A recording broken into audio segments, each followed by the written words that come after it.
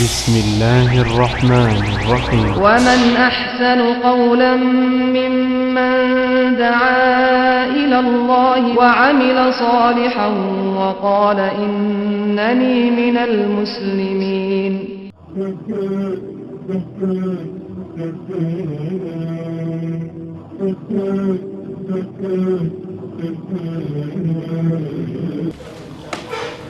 Bismillahirrahmanirrahim. Assalamualaikum warahmatullahi wabarakatuh. Innal hamdalillah nahmaduhu wa nasta'inuhu wa nastaghfiruh wa na'udzu billahi min shururi anfusina wa min sayyiati a'malina. May yahdihillahu fala mudilla lahu wa may yudlilhu fala hadiya lahu.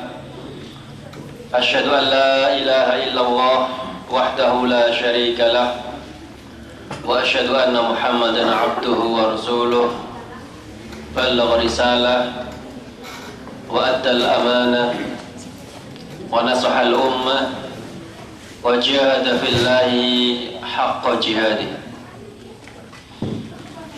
Qala Allah ta'ala fi kitabihil karim, a'udzu billahi minasy syaithanir rajim. Bismillahirrahmanirrahim. Ya ayyuhalladzina amanu taqullaha haqqa tuqatih wa la tamutunna illa wa antum muslimun. Ya ayyuhan nasu taqu rabbakumul ladzi khalaqakum min nafsin wahidah wa khalaqa minha zawjaha wa batha minhuma rijalan katsiran wa nisaa'a wattaqullaha alladzi tasaaluna bihi wal arham innallaha kana 'alaikum raqiba. Ya ayyuhalladzina amanu taqullaha wa qulu qawlan sadida yuslih lakum a'malakum wa yaghfir lakum dhunubakum wa may yuti'illaha wa rasulahu faqad faza fawzan 'azima. Fa inna asdaqal hadithi kitabullah wa khairul hadi hadi Muhammadin sallallahu alaihi wasallam wa syarrul umuri muhdatsatuha wa kullu muhdatsatin bid'ah wa kullu bid'atin dhalalah wa kullu dhalalatin finnar. Para ikhwah sekalian, ikhwati fillah, alhamdulillah di pagi hari ini kita semuanya masih mendapatkan kucuran nikmat, rahmat, hidayah dari Allah Subhanahu wa taala sehingga kita semua pertama dalam kondisi sehat walafiat, kita juga bisa menghadiri tempat yang insyaallah tempat ini tempat yang berbarokah, yang insyaallah Rasulullah janjikan ini merupakan taman dari taman-taman surga. Maka betapa tidak bahagia kita di mana kebanyakan orang di pagi hari mungkin memanfaatkan waktunya dengan tidur atau mungkin dengan kegiatan yang lainnya, sesuatu yang mubah. Namun kita di pagi hari ini alhamdulillah Allah pilih termasuk orang-orang yang mau menghadiri majelis ilmi, di mana kita sudah sangat memahami keutamanya. Orang-orang yang menghadiri pengajian adalah pertanda bahwa Allah Subhanahu wa taala menghendakinya akan menjadi orang yang baik di dunia wal akhirah. Sebagaimana yang Rasulullah sabdakan, wa may yuridillahu bihi khairan yufaqihu fiddin. Siapa yang Allah kehendaki menjadi orang yang khairan, orang yang baik di dunia wal akhirah, yufaqihu fiddin, akan difaqihkan, akan difahamkan dalam urusan agamanya. Awas sekalian, insyaallah pada pertemuan kali ini kita akan teruskan kajian kita dalam kitab Bulughul Maram. Kemarin sudah kita bahas sebagian dan mudah-mudahan hari ini kita bisa menyelesaikan yaitu bab sholat orang yang safar dan orang yang sakit.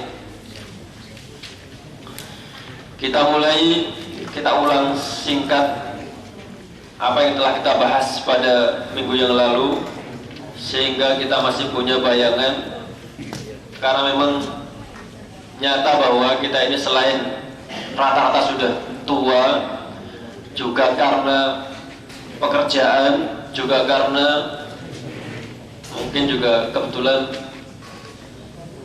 apa kira-kira ini, kadang-kadang sudah berkali-kali dinasihatin, dikasih tahu jangan seminggu ya, jadi pulang dari tempat pengajian belum sampai rumah, mungkin juga baru sampai luar pintu sana, tadi itu kira-kira apa yang disampaikan ya,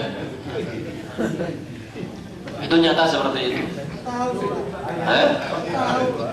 Jadi apalagi sampai seminggu, kadang-kadang kita keluar dari pintu itu lupa tadi kira-kira apa sih yang disampaikan oleh ustadznya tadi. Ya mungkin karena di sini kita juga kurang konsentrasi, ketemu teman seminggu sekali, kesenangan ngobrol dan lain sebagainya. Untuk itu sekalian, tidak ada salahnya yang namanya ilmu itu meskipun diulang-ulang bagi orang mukmin, maka tidak boleh dia merasa puas, karena pertanda orang mukmin adalah la yashba' al-mu'minu bil khair, bahwa seorang mukmin itu tidak pernah merasa kenyang, tidak pernah merasa puas dengan kebaikan meskipun sudah mengerti.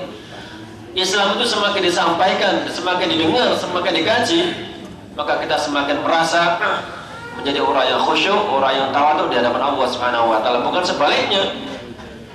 sebaliknya merasa sombong, takabur. Dan ini sering kita dengar. Ketika kita mengajak si fulan untuk ngaji misalnya, maka dia akan mengatakan, paling itu yang disampaikan. Saya mah sudah tahu. Di kampung sana saya sudah pernah belajar, pernah mondok, bahkan mungkin juga pernah kuliah. Gitu ya. Padahal apa kata Rasulullah? Utlubul ilma minal mahdi ilal lahdi. Belajar itu enggak kenal waktu, enggak kenal saya sudah pernah, tidak. Kapanpun, dimanapun, selama ada kesempatan, waktu dan tempat, maka wajiblah kita untuk mengikutinya. Thalabul ilmi fariidatun ala kulli muslimin wa muslimatin. Kita ulang singkat ya sekalian. Qala mu'allif rahimahullah, bab salatil musafir wal marid. Bab salat orang yang safar dan orang yang sakit. Artinya ini masuk dalam kategori salat orang yang udzur. Karena normalnya, logika, tabi'inya orang yang sholat sudah kita kaji di awal-awal. Kalau tanpa itu telah kita kaji di awal, maka sholatnya tidak sah. Namun ada sebagian orang yang tidak harus seperti yang di awal yang telah kita kaji, bagaimana berdirinya, macam-macamnya, syarat rukunnya telah kita kaji.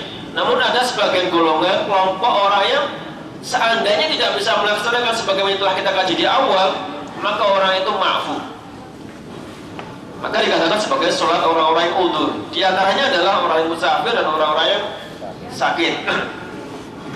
Saya ulang singkat sekalian.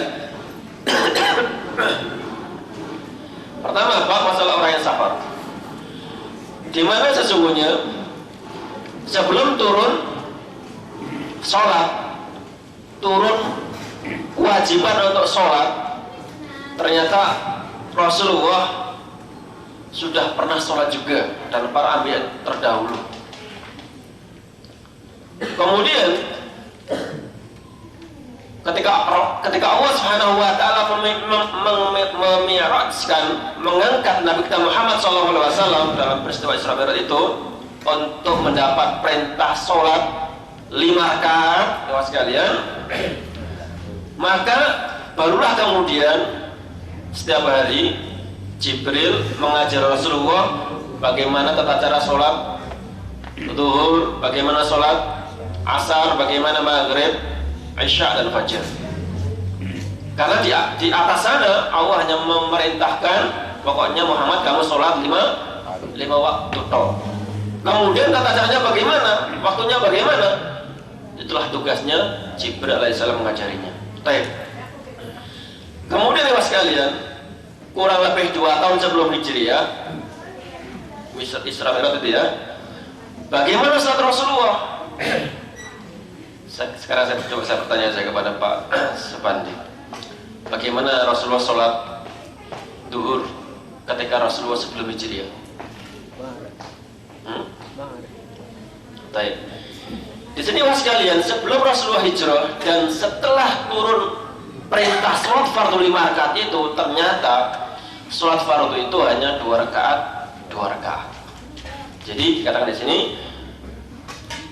awwalu ma furidat as-sholatu raka'atan. Jadi awal mula perintah difardukan sholat itu 2 rakaat. Ukirat sholatu safar 2 rakaat. Wa utimat sholatul hadar. Kemudian untuk yang hadar, seperti orang yang tidak safar, berapa itu? Disempurnakan. Kemudian kata Imam Bukhari di sini, summa hajara fa furidat arba'an. Dari zahir hadis kita bisa pahami ternyata memang sebelum Rasulullah hijrah itu sholatnya 2 rakaat dan 2 rakaat kecuali sholat maghrib seperti biasa 3 dan subuh sebagaimana biasa yaitu 4. Tafan yaitu 2. Summa hajara fa furidat arba'an, 4 rakaat. Kemudian wa ukirat sholatus safar alal awal. Adapun sholat safar ini pembahasan kita tetap sebagaimana semula yaitu 2 rakaat. Itu pertama. Kemudian ya sekalian, kemarin sudah kita bahas, cuma menyimpulkan saja. Kondisi orang yang musafir, ternyata di dalam hadis berikutnya ini diriwayatkan oleh Aisyah, itu hukum sholat untuk mengqasar atau menjamak sholat. Di sini bisa kita lihat, ternyata pernah suatu ketika Aisyah juga mengqasar dan suatu ketika juga melengkapinya. Artinya misalnya zuhur pernah beliau mengerjakan 2 rakaat dan juga pernah beliau mengerjakan 4 rakaat. Dari sini bisa kita hukum bahwa ya siapa yang mau 4 juga sah dan siapa yang mau diqasar menjadi 2 juga sah. Namun ya sekalian, hadis berikutnya qasar itu merupakan rukhsah, keringanan dari Allah Subhanahu wa taala. Maka innallaha yuhibbu an tu'ta rukhasahu. Allah sangat senang apabila keringanan yang Allah berikan kepada kita itu diambil. Tetapi juga seandainya ada si fulan misalnya sholat safar dan dia tidak mengqasarnya, ya sah-sah saja dan Allah kemudian tidak membencinya. Jadi misalnya ada 2 orang, yang satu mengqasar dan yang satu biasa, maka Allah lebih mencintai yang mengqasarnya. Bagaimana yang kedua? Apakah dibenci? Ya tidak dibenci dan tidak pula ya normal biasa saja. Jadi hukumnya seperti itu. Jadi seandainya ada orang safar dan dia tidak mengqasar, maka sholatnya pun juga tetap sah. Kemudian teman sekalian berikutnya, hadis dari Anas bahwa karena Rasulullah sallallahu alaihi wasallam idza kharaja masirata thalathati amyalin aw thalathati farasikh shalla rak'ataini.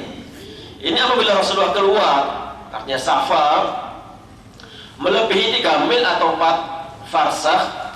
Kemarin sudah kita katakan bahwa istilah itu juga berbeda-beda di antara para pakarnya dan termasuk pengarang kitab ini, pensyarah yaitu Safiur Rahman Al-Mubarakfuri menjelaskan kurang lebih adalah 24 kilo, kurang lebih seperti itu ya. 1 milnya? Bukan, 3 milnya. Jadi gabungan sudah dikumpulkan, tinggal baginya 3. Berarti kurang lebih berapa? Kurang lebih 7 kiloan ya, 1 farsakhnya.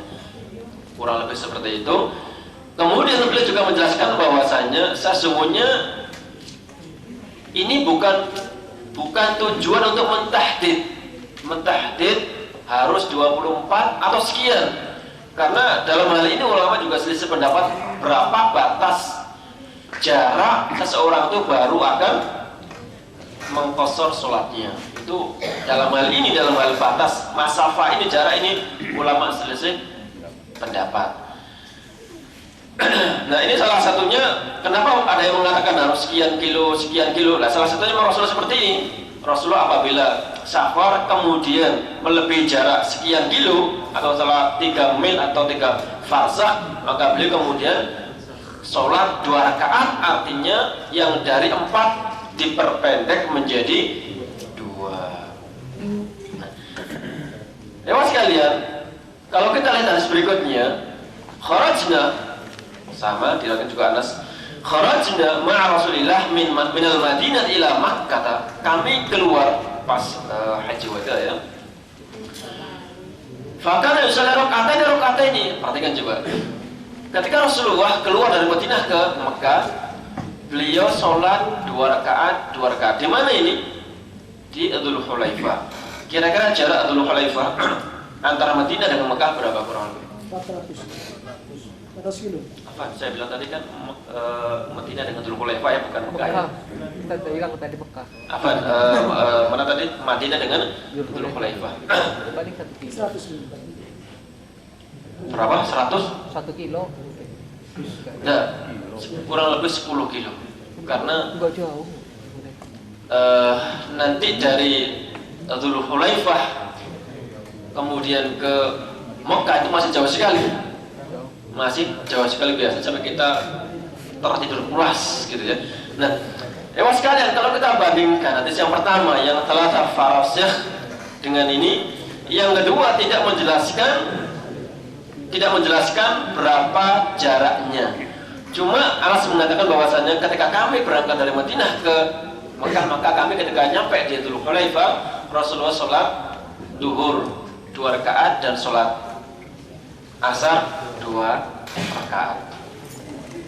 Nah, di sini tidak disebutkan berapa kilonya. Untuk itu ada sebagian ulama yang mengatakan sebetulnya jarak itu tidak penting. Jarak untuk orang itu memulai kapan saya akan mengqashar itu tidak penting. Karena para fuqaha kemudian menetapkan ada 85, ada yang 90, itu supaya orang tidak ragu saja. Nah, yang ittifaq adalah sekalian adalah niat seseorang tersebut. Kapan seseorang itu niat untuk safar? Ya sudah, ketika dia meninggalkan desanya, ketika dia itu meninggalkan batas kampung atau kotanya, meskipun baru, taruhlah misalnya baru 3-4 kilo, yang penting sudah meninggalkan kampungnya, bangunan kampung sudah tidak kelihatan, dan dia berniat untuk safar, maka disitulah dia sudah bisa mulai untuk sholat qashar. Karena ada orang yang berjalan panjang berkilo-kilo, tapi dia nggak niat untuk safar. Misalnya di Badia muter aja kan, muter aja begitu. Misalnya tukang lihat meteran misalnya ya, berkilo-kilo tuh, tapi dia nggak safar, maka orang itu tidak boleh untuk mengqasharnya. Jadi sekalian kesimpulannya bahwasanya batasan itu hanya untuk memudahkan saja. Tetapi yang paling aham adalah apabila seseorang itu punya niat untuk safar, sudah ketika dia keluar dari kampungnya, sudah meninggalkan bangunan kampung atau kotanya, maka dia sudah boleh untuk mengqashar sholatnya. Baik. Kemudian hadis berikutnya mas sekalian. Hadis yang diriwayatkan dari Ibnu Abbas, qala aqama Nabi sallallahu alaihi wasallam 19 yauman. Ini ketika Rasulullah peristiwa Fathu Makkah ya. Ada yang mengasih batasan seseorang itu boleh mengqashar sholatnya. Kan memang selama ini kita tahu bahwasanya siapa yang mau mukim tinggal safar, kemudian dia tinggal di suatu kampung, dia safar tapi dia tinggal di tempat di mana gitu ya, kurang dari 4 hari, maka dia boleh mengqashar atau menjama, maka lebih daripada nggak boleh. Nah, ada sebagian ulama yang mengatakan batasannya adalah 19, batasannya adalah 18, batasannya adalah 17. Nah, dasarnya mana? Dasarnya ini. Dasarnya ketika peristiwa Rasulullah kemana? Peristiwa Fathu Makkah. Nah, sehingga dibantah oleh yang lainnya. Sesungguhnya Rasulullah itu bukan berniat untuk mukim 15, 17, 16 hari di situ, melainkan beliau karena perang Fathu Makkah, meskipun tidak terjadi perang ya. Jadi beliau tidak tahu kapan kita akan kembali. Kapan kita kembali. Jadi pembahasan kita berikutnya adalah sekalian, berapa hari seseorang itu ketika safar tinggal di suatu tempat dia boleh untuk mengkosornya. Maka yang rajih adalah apabila dia berniat dari awal, berniat saya akan safar misalnya ke Jeddah mau ke Jeddah misalnya kurang lebih 4 hari, maka ketika di sana itu selama 4 hari itu dia boleh mengkosornya. Namun apabila dia sudah berniat dari kampungnya saya akan ke Jeddah misalnya atau ke Dammam, berapa hari di sana saya akan berniat tinggal di sana selama 10 hari atau 5 hari atau 7 hari, maka dia tidak boleh mengkosornya. Dia harus sholat sebagaimana orang mukim. Jelas ya? Karena apa? Dia sudah tahu bahwasanya dia tinggal selama sekian hari. Namun apabila nggak tahu, sebagaimana peristiwa ketika di Tabuk kan, Asyruna yauman, para sahabat nggak ngerti, Rasulullah juga nggak tahu kapan kita akan selesai urusan ini. Jadi setiap hari dijamah, setiap hari dikosor, karena nggak tahu urusan kapan selesainya. Nah, bila seperti itu, jangan cuma 20 hari, sebulan, 2 bulan pun, kalau kita nggak tahu kapan kita akan kembali, maka dia boleh mengkosor dan boleh menjamahnya. Bagaimana dengan kita di Saudi? Kita ini safar apa mukim ke Saudi? Kita tahu dari awal bahwasanya kita akan tinggal di Saudi sebagaimana PK kita itu kan tertulis 2 tahun. Maka kita bukan musafir, makanya kita punya iqamah. Iqamah itu artinya apa? Izin untuk tempat tinggal.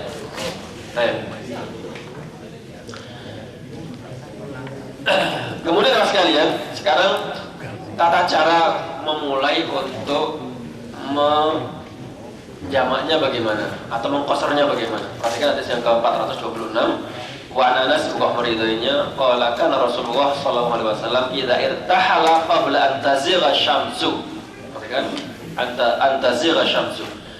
Apabila Rasulullah mulai berangkat setelah matahari itu miring, akhara dhuhra ila waqtil asri, maka beliau mengakhirkan sholat zuhur kemudian digabung dengan sholat asar.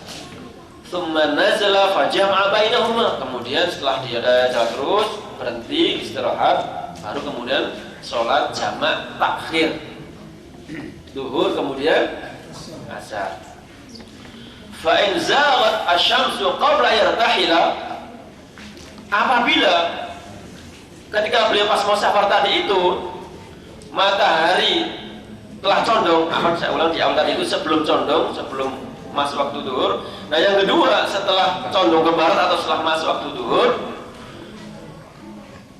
maka beliau hanya sholat duhur saja. War thumma rokiba, kemudian dia berjalan.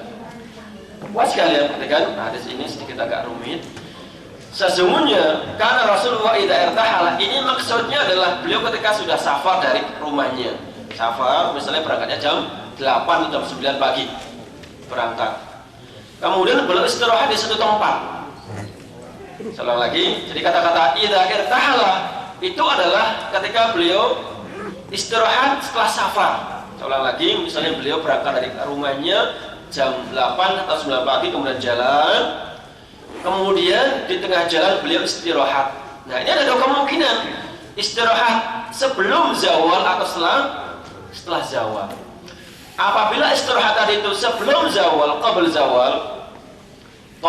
sebelum, kemudian berangkat lagi, maka di sini Rasulullah cenderung mengakhirkan zuhur di waktu asar.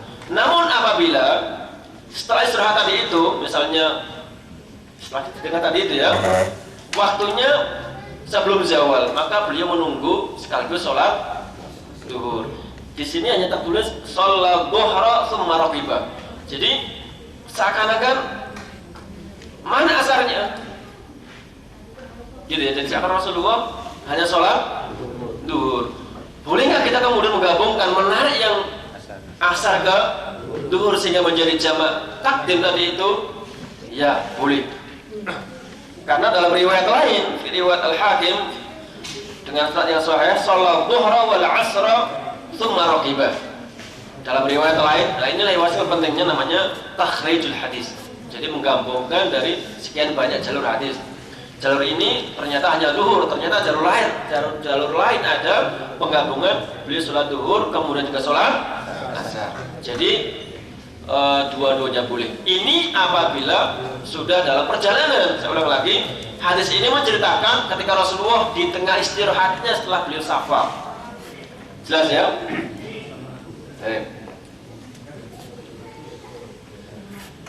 Wali Abi Nu'aim fi mustakhraj Muslim kana idza kana fi safar fazalat asy-syamsu shalat dhuhra wal 'asra jami'an. Apabila matahari telah condong artinya masuk waktu zuhur, sholat al-dhuhra wal 'asra jami'an. Beliau sholat zuhur dan asar yaitu jamak. Namanya jamak takdim juga ada qasar ya. Kemudian ya sekalian, dari Mu'adz bin Jabal semoga Allah meridainya, qala kharajna ma'an Nabi sallallahu alaihi wasallam fi ghazwati Tabuk, pada perang Tabuk. Fakana yusolli dhuhra wal 'asra jami'an. Beliau sholat zuhur, sholat asar juga dijamak. Dalam riwayat lain beliau sampai kurang lebih 20 hari yang menjamak, mengqasar, diperbolehkan.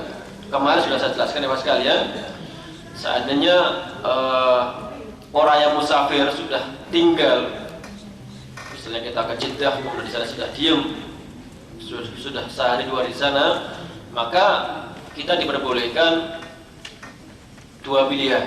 Boleh kita menjamak, artinya menarik waktu, salah satunya duhur ke asar atau sebaliknya, maghrib dengan isya atau sebaliknya, boleh-boleh saja. Tetapi apabila kondisi kita dalam kondisi tenang, santai, maka lebih aula, lebih abdul kita sholat di waktunya masing-masing. Saya ulang lagi, boleh dijamak, tetapi lebih utama apabila kita sholat di waktunya masing-masing. Kemudian hadis berikutnya menceritakan juga ini tentang masafah atau jarak. Hadis yang diriwayatkan dari Ibnu Abbas semoga meridainya, qala Rasulullah sallallahu alaihi wasallam, la taksuru sholata fi aqal min arba'ati burud min Makkah ila Usfana. Usfan itu adalah daerah atau nama kota yang terletak kurang lebih di daerah Taif. Anda bisa bayangkan antara Taif dengan Mekah, gak jauh kan ya? Kurang lebih mungkin itu 60 kiloan ya, atau 50 ya, 50 kilo. Jadi Mekah dan Taif. Karena sekarang nama Usfan ini kurang ma'ruf, tetapi kemudian karena itu nama-nama lama oleh para ulama disebutkan tempatnya kurang lebih di daerah Taif. Nah, kita juga paham Taif itu dari mana. Taif Mekah kurang lebih 60 atau 50 kilo. Dan itu Rasulullah la taksuru as-sholata fi aqal min arba'ati burudin min Makkah ila Usfan. Namun di sini dikatakan bahwa hadis ini adalah syaratnya dhaif was-sahih annahu mauquf. Sekalian, di sini sedikit dikatakan kita tidak boleh mengqasar sholat apabila kurang dari min arba'ati burud. Itu apa sih? Itu juga istilah yang di zaman sekarang sangat asing, tidak digunakan. Ya, tidak jauh beda dengan istilah tadi itu, ada mil, ada istilah farsah. Namun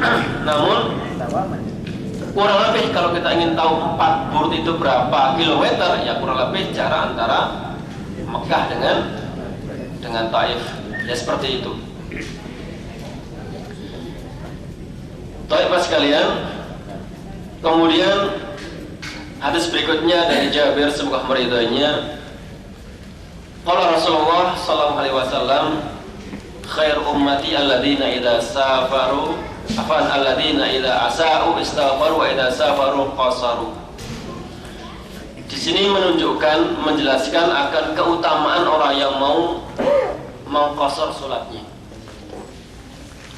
Jadi seseorang apabila sholat kemudian dia mengqasar, selain ya secara nafsiyah jasadi yang merasa lebih ringan, misalnya apalagi pas dengan jamannya tergesa-gesa, ya kalau rombongan sendiri enak, tapi kalau misalnya rombongan dengan orang lain ikut hamlah misalnya, serba terburu-buru, maka dengan ada keringanan seperti ini, selain kita merasa nikmat ringan, pun kita termasuk orang-orang yang baik. Sebagaimana Rasul katakan, khair ummati, sebaik-baik umatku adalah apabila dia mau mengqasar salatnya jikalau dia safar.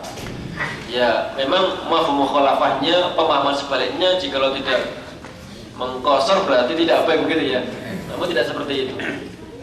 Tidak seperti itu. Artinya bahwa perbandingan saja orang yang mengqasar dengan yang tidak, tentu yang mengqasar tadi itu punya kedudukan lebih dibandingkan yang tidak.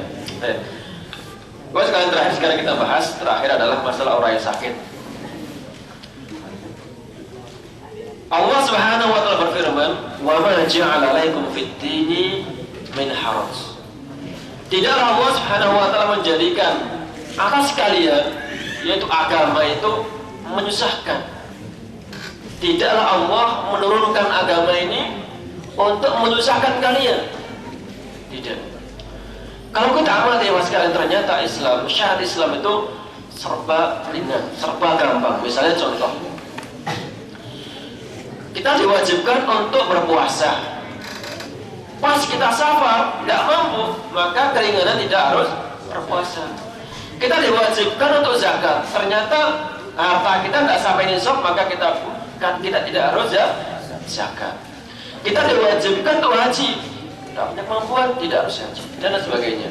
Nah sekarang misalnya masalah sholat juga demikian, kita diwajibkan untuk sholat dengan tidak berdiri, tidak mampu, bagaimana?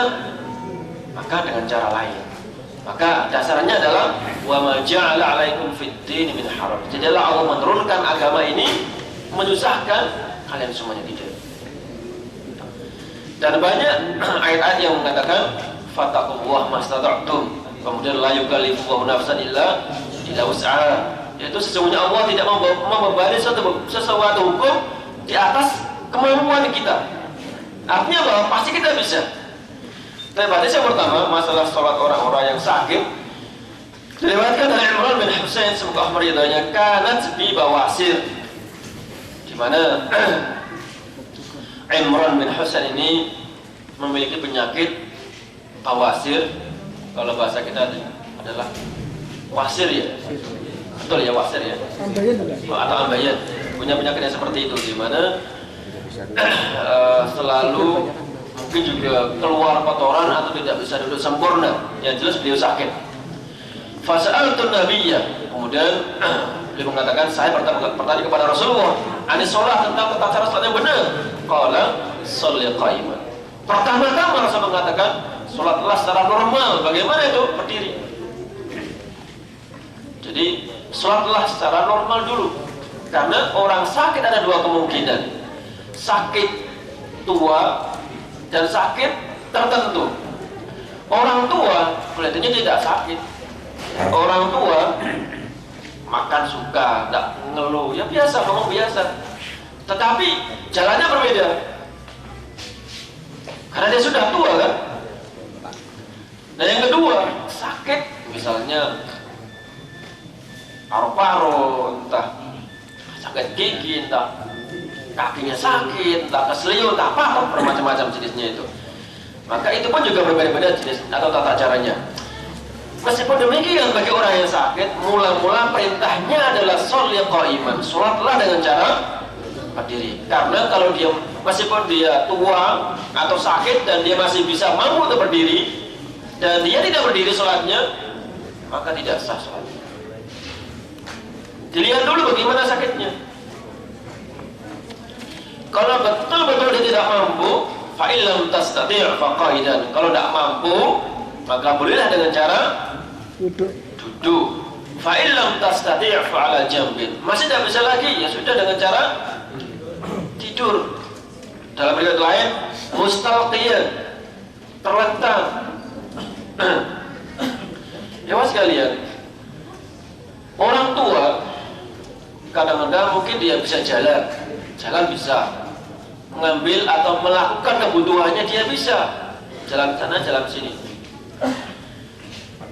Tetapi dengan cara masyaqqah, dengan cara susah payah, maka orang seperti itu dikatakan oleh Ibnu Qudamah dalam kitabnya mendapatkan rukhsah, diperbolehkan sholat dengan cara apa? Duduk, tidak harus berdiri.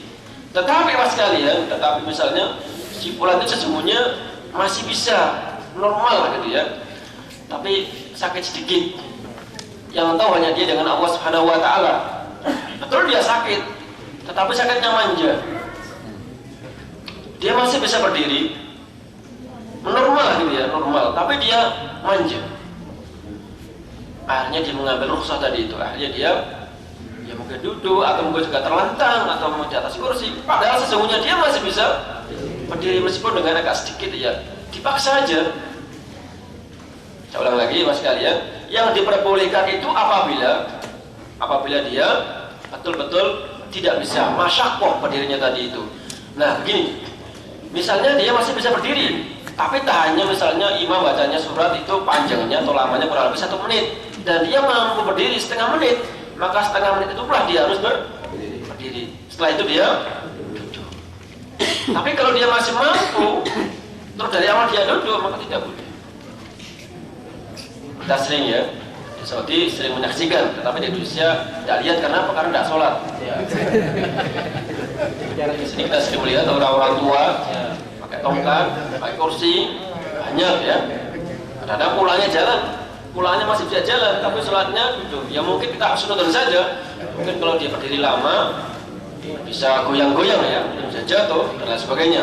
Maka kata Ibnu Qudamah, dia mengatakan apabila dia masih bisa urusan duniawinya dengan masyaqqah, dengan susah payah, tak apa dia boleh sholat dengan cara duduk. Baik. Kemudian ya mas sekalian, dari Jabir semoga meridhonya qala adan nabiyyu sallallahu alaihi wasallam maridun. Suatu ketika Rasulullah pernah menengok orang sakit. Ini sekarang cerita orang sakit yang sholat. Fara'ahu yusolli ala wisadah. Di mana orang ini sholat menggunakan bantal. Farama biha. Jadi Rasulullah melihat seorang sholat sambil membawa bantal. Bantalnya ketika dia sujud diangkat, jadi dia nggak mau ruku, dia nggak mau sujud. Jadi yang bantalnya ditaruh ke atas, diangkat ke atas agar ininya apa namanya itu, jidahnya itu nempel. Memang termasuk rukun adalah sujud di atas 7 anggota badan. Salah satunya adalah jilid kita ini. Kemudian ini mengakalinya, merasa punggungnya misalnya sakit. Sudahlah, yang penting kita nempel dengan sesuatu, akhirnya mengambil bantal, kemudian bantalnya ditarik ke atas. Farama biha, langsung sama Nabi diambil, disingkirkan. Artinya apa? Tidak boleh. Wa qala sholli 'alal ardi, ini istata'ta. Salatlah dengan sujud di atas tanah. Jadi sholatlah kamu, wahai orang sakit ini, sujud di atas tanah. Maksudnya seperti itu. Sholli 'alal ardi. Ini stato jika kamu mampu. Wa illa fa'aumi imanan. Kalau tidak bisa sujud di atas tanah atau di atas lantai atau sesuatu yang sabit nempel dengan tanah, waj'al sujudaka akhfaf min ruku'ika. Kalau tidak mampu maka hendaknya kamu sujud lebih rendah daripada ketika ada. Nah, ini bagi orang yang sakit, tadi sudah dia punya keringanan tidak berdiri, sekarang sudah duduk ini. Nah, dalam duduk pun ada masalah. Tata cara sujud. Maka karena semangatnya agar bisa nempel jidatnya dengan lantai, maka dia berijtihad mengambil bantal. Maka hal seperti itu sama Rasulullah tidak diperbolehkan. Dasarnya apa? Farma biya. Rasulullah melemparnya. Ya sekalian, ulama ittifaq sependapat mengharamkan, melarang orang sujud dengan mengangkat sesuatu apa saja, entah bantal, entah kasur, jadi diangkat ke atas. Itu ittifaq ulama. Namun ada perselisihan, yaitu apabila dia sujud di atas sesuatu, misalnya ini bantal atau kasur, misalnya kayak kita hajian ya, ingat pas hajian ya di Mina misalnya, itu kan sholat kadang-kadang di atas kasur, kadang-kadang di atas bantal. Nyata kadang-kadang sebagian orang sholat di atas kasur, pas sujud dia mensujudi apa? Kasur ke bantal, itu nyata. Maka yang seperti itu ulama selisih pendapat. Ada yang mengatakan tidak boleh, dia harus sujud di lantai. Namun repotnya bahwa Ummu Salamah pernah mengalami, Ummu Salamah sendiri pernah sujud di atas bantal. Nah, sehingga di sini ulama mengatakan boleh-boleh saja, yang jelas tidak diangkat ke atas. Tetapi sesuatu nempel, apa bedanya antara bantal tadi itu dengan sajadah? Apa bedanya antara bantal tadi itu dengan sajadah? Sama-sama tidak lasak, tidak nempel persis. Artinya tidak mulasik. Ya sementara nempel tapi sementara bisa kita angkat-angkat gitu lah ya. Jadi yang saya maksud tadi itu, jadi ada sesuatu yang nempel betul, misalnya kayak batu. Jadi misalnya kita sholat di padang pasir, di situ ada batu yang nongol, misalnya tingginya misalnya setengah meter, dan itu asli sabit.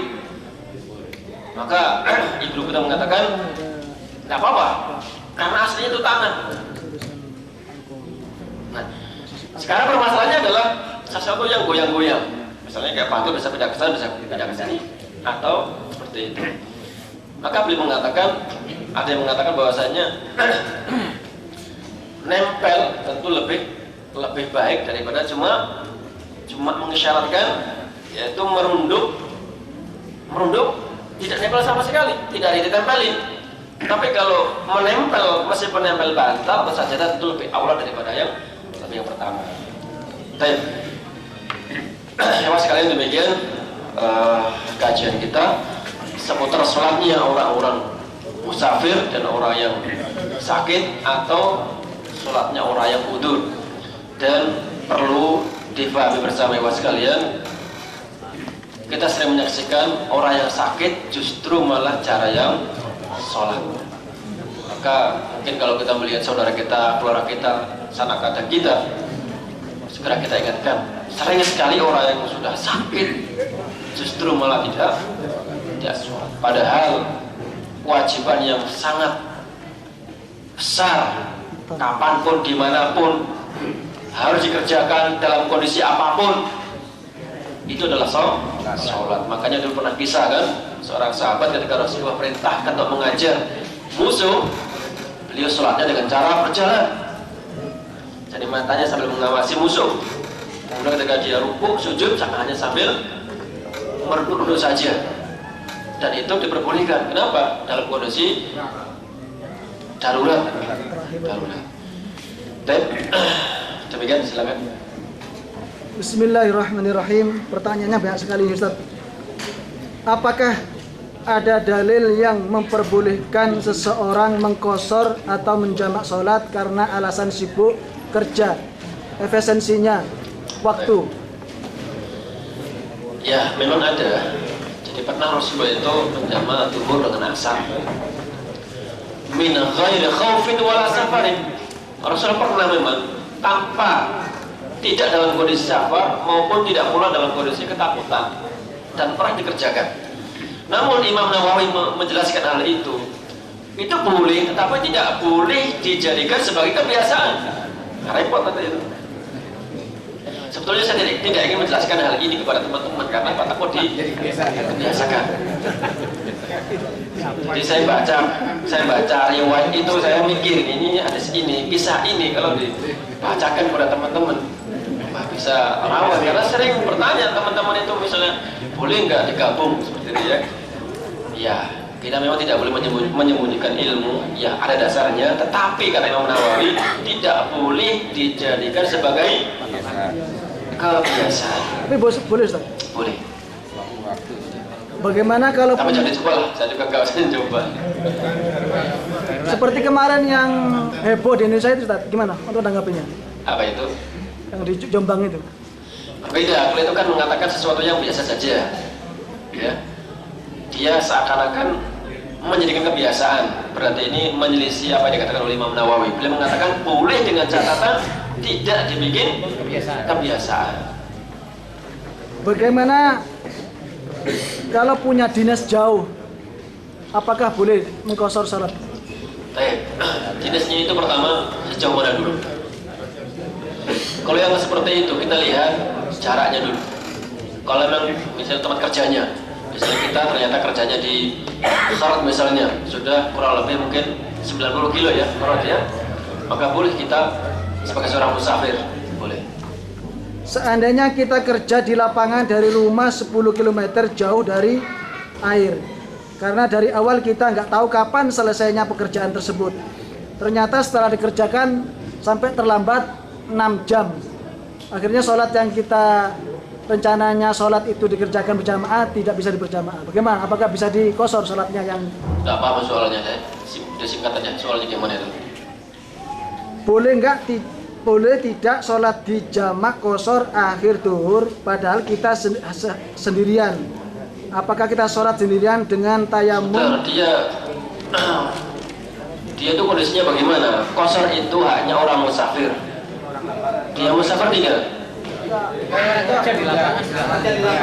Dari lapangan Ustaz? Itu dia musafir enggak? Misalnya kita di sini, rumah kita, lapangannya di situ. Katanya di lapangannya itu 10 kilo nggak ada air, Pak. Kalau masalahnya tidak ada air, misalnya tayamum, masalahnya masalah tayamum, bukan masalah jamak kosornya. Dan dia tidak musafir kan?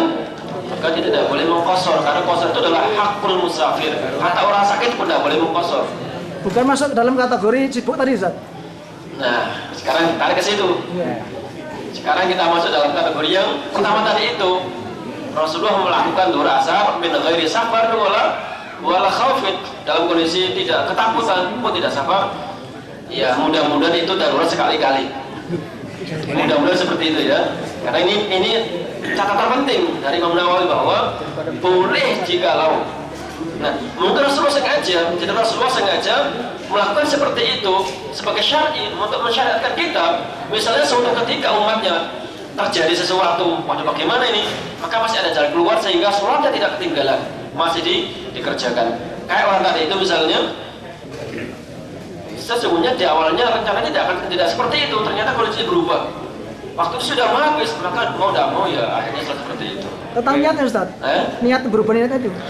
Ada yang mengatakan bahwasanya tidak perlu niat, langsung saja. Artinya orang mau mengkos sama jamaah yang roji adalah memang prinsip, ada yang mengatakan harus niat, tetapi yang paling roji adalah tidak perlu. Udah langsung aja dirubah niatnya itu. Bolehkah menjamak mator atau hujan di masjid sendirian? Sendirian. Karena hujan sendirian. Pada dasarnya itu diperbolehkan di masjid adalah kenapa ya sekalian? Keringanan bagi dia yang sering ke masjid.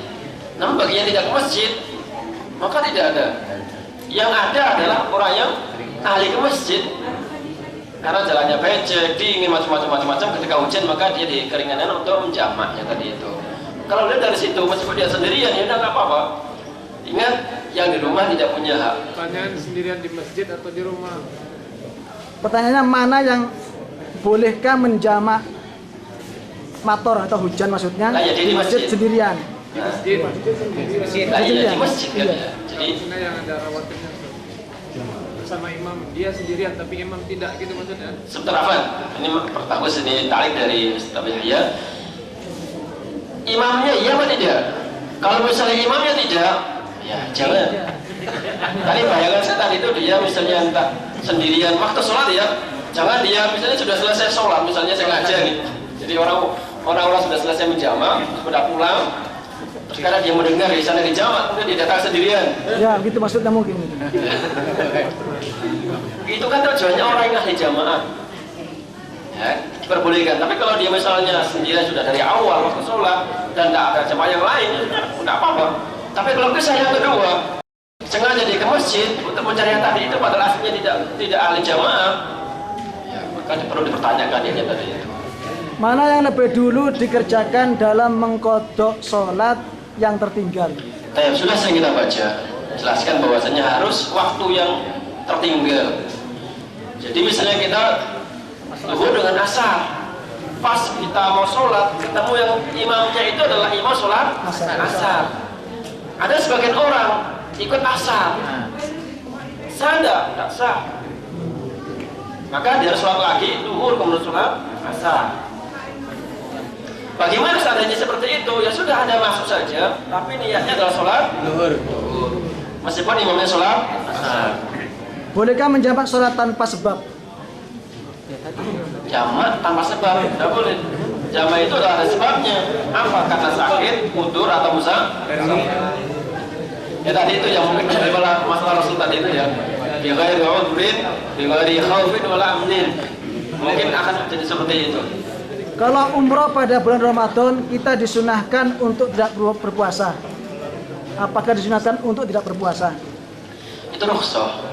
Tidak hanya Ramadan ya. Pokoknya kalau orang safar, tadi kan kita baca ya, jadi khair ummati, sebaik-baik umatku, di antaranya adalah wa idza safaru qasaru aftaru.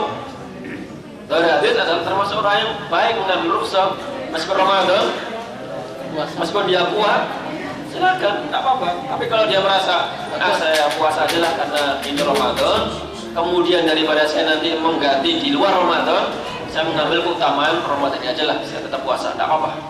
Jadi dua-duanya boleh. Tolong Ustaz dijelaskan lagi tentang boleh tidaknya menjamak di rumah sebelum berangkat. Sebelum dia keluar rumah, maka tidak boleh. Perhatikan, orang yang musafar, sebelum dia keluar kampungnya, meninggalkan kotanya, dia nggak boleh menjamak. Jadi Rasulullah baru akan mulai, makanya ketika Rasulullah safar mau ke Mekah, kapan dijamaknya? Ketika di Dzulhulaifah, bukan di rumah. Nah tadi saya katakan, ketika beliau berhenti baru dijamak. Di rumah tidak boleh. Saya terjadi pas mau umroh itu, dia mau umroh, terus dijamak di rumahnya. Boleh nggak? Apabila kita bersafar ke Mekah dengan tujuan berdagang selama 1 bulan di bulan Ramadan, apakah boleh selama sebulan itu menjamak sholatnya? Safar, ulama mengatakan tujuan apapun, mubah ini itu, yang penting dia musafir, hukumnya musafir, maka hukum boleh menjamak puasa tadi itu. Tapi kapan? Apabila kurang dari 4 hari. Tapi kalau dia sudah jelas 1 bulan, maka tidak boleh. Tapi misalnya dia mau dagang, tapi tidak tahu dia musafir gitu ya, tidak tahu dia kapan baliknya, itu hukumnya hukum musafir. Tapi kan mas sekalian, saya ulang lagi, apabila dia safar sudah menetap di sana 2, 4, 5 hari tadi itu, terlepas niatnya tadi itu, kalau kondisinya sudah tenang murtad, maka lebih aula sholat pada waktunya. Dulu saya punya orang tua, beliau kena penyakit, namun orang tua saya nggak mau sholat duduk. Gimana menurut Ustadz, apa saya harus memaksa orang tua saya suruh sholat duduk? Sedangkan setelah orang tua saya bangkit dari duduk, kalau mau melanjutkan rakaat berikutnya nggak mampu untuk bangkit. Semampunya. Jadi apa yang dia mau? Bilang ke orang tua orang sakit, semampunya apa yang dia bisa. Nggak bisa berdiri, ya duduk. Pokoknya dengan cara yang dia mampu, semampunya. Apakah boleh sholat yang tertinggal di kafarah atau fidyah? Sholat yang tertinggal ada 2 macam, disengaja atau lupa, ya kan? Apabila disengaja, ia berarti mengatakan tidak perlu diganti, Anda sudah berdosa, maka gantilah dengan banyak amal yang lain. Namun apabila kata Rasulullah, man nasiya sholatan atau man nama 'ani sholat mana ma'ani sholat, maka kata Rasulullah fal yusolliha idza dzakaraha la kafarata dzalik. Jadi orang yang lupa, namanya orang kan lupa ya, misalnya kita maghrib sibuknya kerja, tiba-tiba laisa belum, ini kayaknya saya belum lupa kan, nggak disengaja. Makanya seperti itu, man nasiya sholatan, kata Rasulullah fal yusolliha idza dzakaraha, segera langsung dia sholat maghrib dahulu baru isya.